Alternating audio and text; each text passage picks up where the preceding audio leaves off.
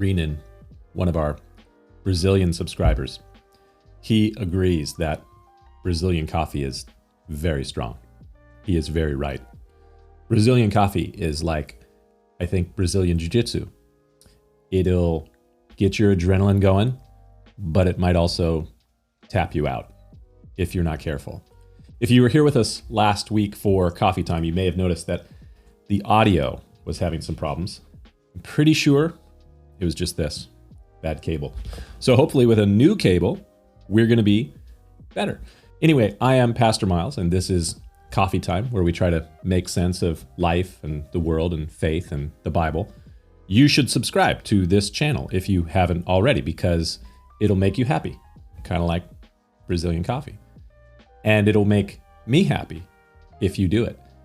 And make sure that you hit that like button down below as well, because it lets me know that you like me, and then I will like you. And who doesn't like to be liked? No one. So has someone ever challenged your faith in God and the Bible by pointing out some of the apparent absurdities in the Old Testament law? Here's the thought. Remind them of the absurdities they hold to in our culture. Get your coffee.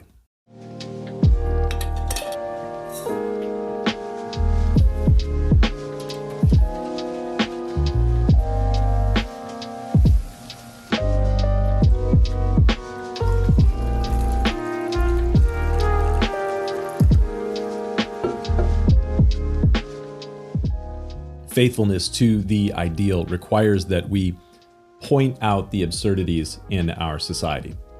First, when I say faithfulness to the ideal, question would be, what is the ideal?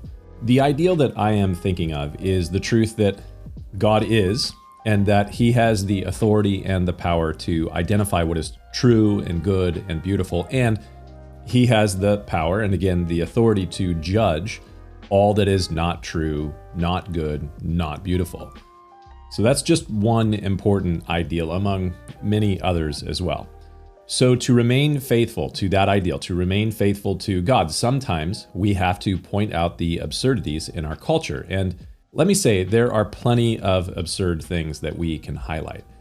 And recognize that your unbelieving friends, maybe your coworkers, family members, neighbors, they often revel in mockingly highlighting the seeming oddities and absurdities in the Old Testament.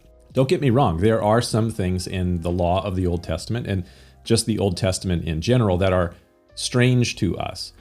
We live in a different culture and a different time, and some of the things from the time of, say, Abraham or Moses or King David, they're weird to us. So your antagonistic coworker mockingly asks, "So you believe in the Bible, eh? You believe that some guy was eaten by a big fish and then spit up 3 days later. You believe that there was a worldwide flood and the guy and his family survived in a big boat with all the animals. You think that a rebellious son should be killed for his rebelliousness. Or you believe that adultery is a capital crime. Are you okay with that?" You know, people kind of mockingly ask these questions. And maybe you've never had an interaction like that, but if you are open and vocal about your faith in God and the Bible, then it won't be long until you are met by a mocking antagonist. I've met quite a few over the years. Aside from the fact that there are ways to make sense of the seemingly senseless and weird passages in the Bible, recognize that antagonistic mockery is often just a diversionary tactic. And sometimes the best way to respond to the mocking inquisitor is to ask some questions in response, just to kind of put it back on the person who's trying to put you back on your heels. Ask them, so you think that there are some things that are weird and absurd in the ancient culture of the Old Testament? Do you find it strange that our culture kills hundreds of thousands of babies in the womb every single year through abortion? Is it not absurd that we think that there are dozens of genders? Is it not a bit weird that we don't think that it will affect people's emotional and mental health to casually hook up with, say, 10 or more sexual partners during their college experience? That can't possibly hurt their future life. Isaiah, in Isaiah chapter 44, he points out the absurdity in his culture 2,800 years ago. The people of his day were completely given to idolatry. They gave offerings and worship to images carved from wood and stone. And seeing this, Isaiah writes in Isaiah 44, "Those who make an image, all of them are useless. Who would form a god or mold an image that profits him nothing? The craftsman, he stretches out his rule. He marks one out with chalk. He fashions it with a plane. He marks it out with a compass and makes it like the figure of a man, according to the beauty of the man, that it may remain in his house. He cuts down cedars for himself and takes the cypress and the oak. He secures it for himself among the trees of the forest. He plants a pine, and the rain nourishes it. And then it shall be for a man to burn. For he shall take some of the wood and warm himself with it. Yes, he kindles it and bakes a bread. He indeed makes a god and worships it. He makes a carved image and falls down to it. He burns half of it with fire. With this half he eats meat and roasts a roast and is satisfied. He warms himself and says, 'Ah, I am warm. I have seen the fire.' And the rest of it he makes into a god, a carved image. He falls down before it and worships it, prays to it, and says, 'Deliver me, for you are my God.' They do not know nor understand, for he, God, has shut their eyes so that they cannot see, and their hearts so that they cannot understand. And no one considers in his heart, nor is there knowledge nor understanding to say, 'I have burned half of it with the fire. Yes, I have also baked bread on its coals.